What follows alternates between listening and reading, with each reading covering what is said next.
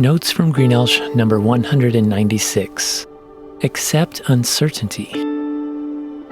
If you have followed this blog/podcast, you know that I've been concerned about the advancement of socialism in the United States, government overreach, human rights abuses, a worsening economy, censorship of the truth, and intensifying opposition to Christians and the gospel. In addition, the possibility of me having to change jobs or careers, to homeschool my son, or to move because of coercive mandates in my state has weighed on me. I know the high school students I teach have also been concerned, although they might not be able to pinpoint why. Many of them are feeling fatigued and somewhat hopeless due to fallout from the pandemic and future uncertainty. How are you doing? Do you feel wiped out? Are you uncertain and anxious about the future?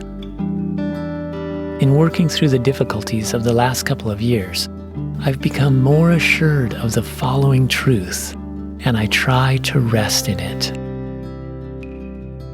Here it is.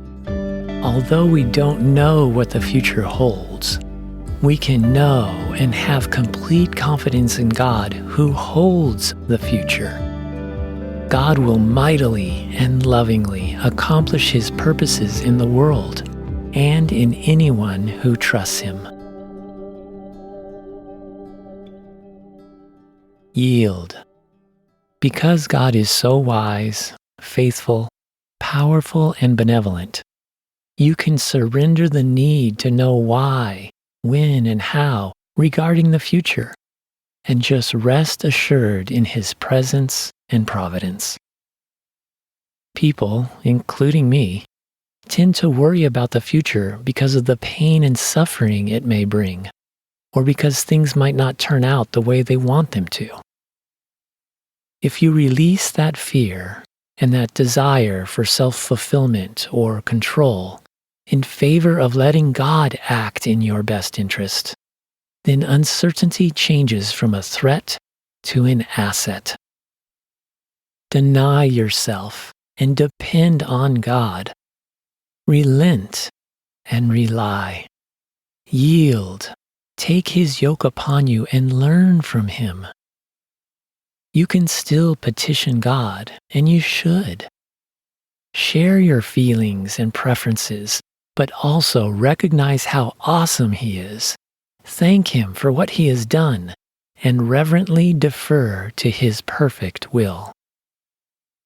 Jesus demonstrated this loving humility and trust in the Garden of Gethsemane before His betrayal, arrest, and crucifixion. Under extreme duress, in facing the overwhelming task of bearing the sin of the world and being forsaken by His Father, Jesus prayed, "Abba, Father, everything is possible for you. Take this cup from me. Yet not what I will, but what you will." Although it was necessary for Jesus to suffer and die to save the world, God the Father strengthened Him for that task and then resurrected Him from the dead. There may be challenges you are facing right now which you aren't sure about. There will definitely be challenges in the future which are cloaked in uncertainty. But don't worry or fear. Instead, let them be opportunities to grow in certainty of God, to glorify God, and to demonstrate God's love and salvation, even though you may not know how God is going to bring that about. Expect. Accepting uncertainty is not only a chance to submit your will and fear to God, but it's also an opportunity to rejoice. God promises to bring all things together for good for those who love Him and are called according to His purpose. Although you may not know how or when, God will act at just the right time and in just the right way.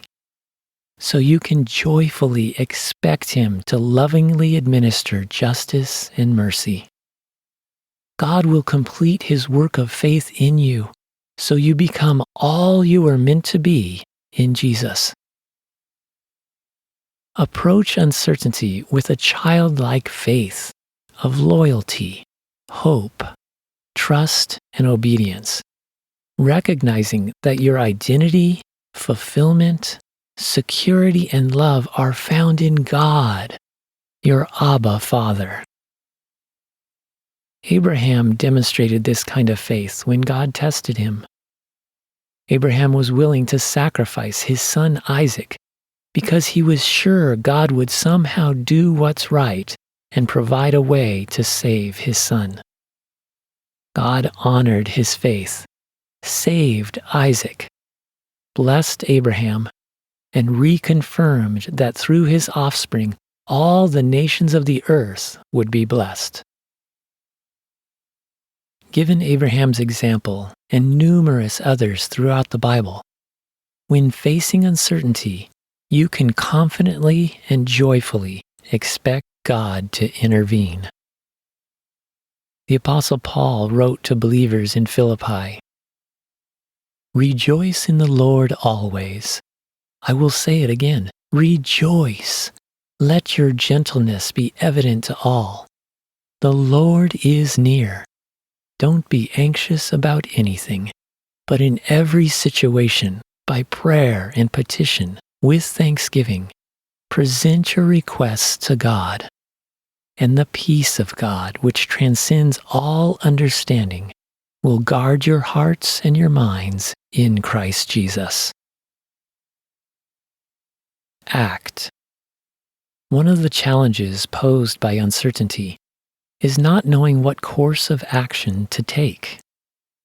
Understandably, people typically want some type of confirmation or want to know what to expect before making a decision or taking action. Gideon was that way when God called him to help deliver Israel from the Midianites. He repeatedly asked God to confirm what he was to do. Although Gideon should have more readily obeyed, God patiently worked with him to build his faith. Along the way, he learned to do the next right thing. That's an excellent lesson. Even though God may not reveal his entire plan or complete will for you, you can and should always do the next right thing he shows you. That's what Abraham did. He obeyed and trusted the results to God, even when he didn't understand why or how God would work. As you take the step shown you in faith, God will disclose the next step. As you walk this way, God teaches you, strengthens you, transforms you into the likeness of Jesus, and prepares you for how you will reign and serve in his kingdom throughout eternity. Along the way, consider journaling what you learn. Over the years, it's a powerful witness to you and those that come after you of God's faithful providence and love.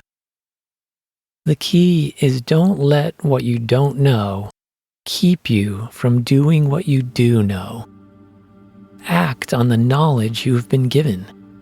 Then rest, wait, and rely on God to show you what's next in using the time, talents, and treasures he's given you to glorify him and serve others. There is a divine freedom and peace that comes with accepting uncertainty.